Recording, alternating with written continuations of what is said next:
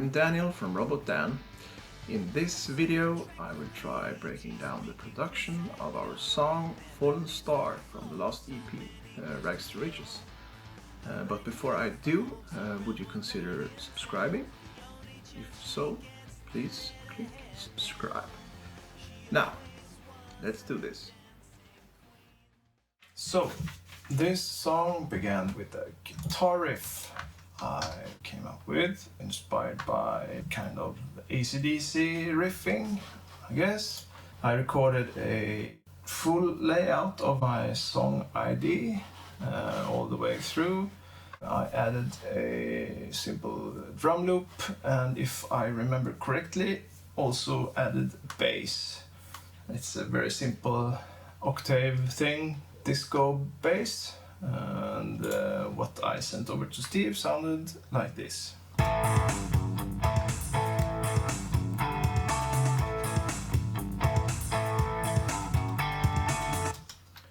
I left it pretty empty to let Steve do his magic on it, and sometime later he returned with some great sounding synths. Sounded like this. This is the chorus.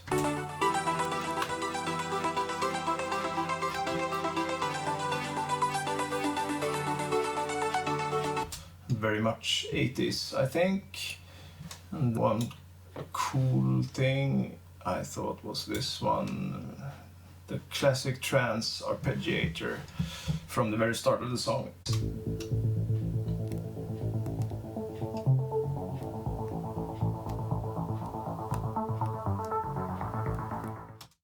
It's a really cool synth and it suits the song very nice.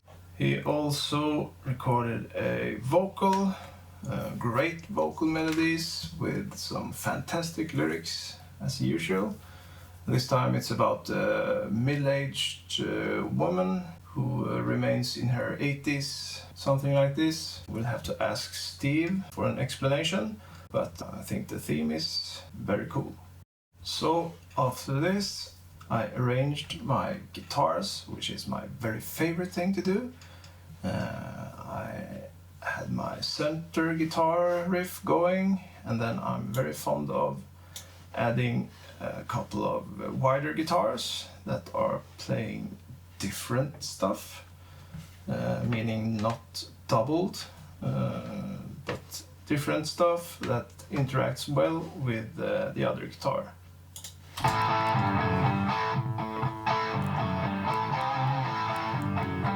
The wide ones by itself.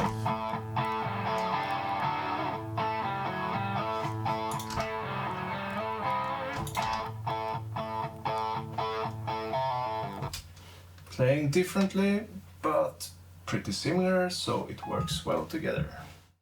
Those guitars entered for the second verse were here, and for the third verse I decided to drop them out again to give a new variation to the song, and instead I decided to add a melodic synth part. Sounds like this.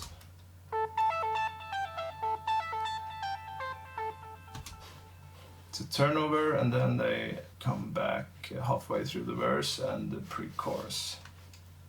Now for the choruses, the main parts are, besides vocals, drums, bass, of course, triple guitars and the arpeggiator. I think works really well.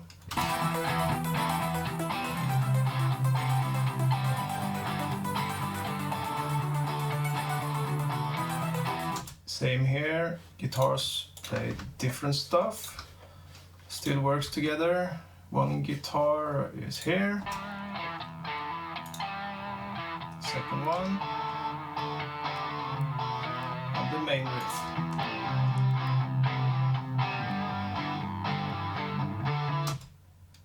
At the second half of the second chorus, there's an instrumental section where I added a couple of lead guitars that lead us into a break section.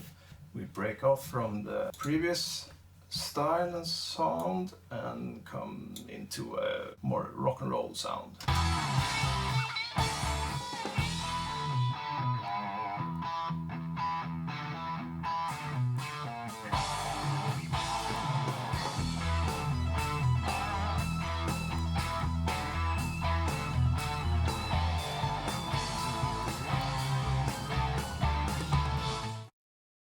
Then we come to a bridge that keeps rocking, and after that we need to add some dynamics to the song.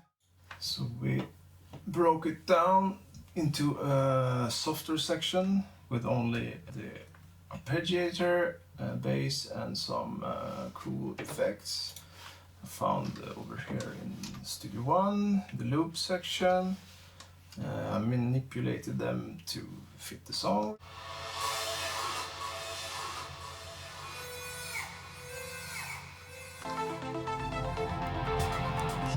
And then we do a soft pre-chorus that builds up into the final chorus.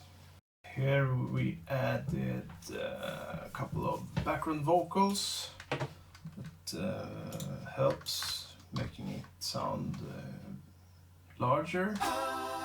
Oh, there you are. And then we repeat the final chorus into a complete crazy mayhem with everything thrown in. It's drums with crash on the backbeat. There's 3, 4, 5 guitars, 5, 6 synths, background vocals, harmonies, vocals. It's a complete mess, and good job, Steve. You made it work, even though there's way too much in there. One cool thing Steve added is he doubled the vocal with a crazy auto-tune version. A soundtrack from the 80s, drinking Prosecco, never leaves the floor, so many moves to show. Sounds horrible by itself, but works really well in the bigger picture. A soundtrack from the 80s, drinking Prosecco, never leaves the floor, so many moves to show. It gives it a modern sound, and it suits the song really nice, I think. Yep, that's what I had for you today. I hope you enjoyed the video, but if there's something you'd like to ask, ask away and type the question below. If you want some more videos, check out our channel and keep an eye out for the next one. See you then. Bye bye. Back on square one.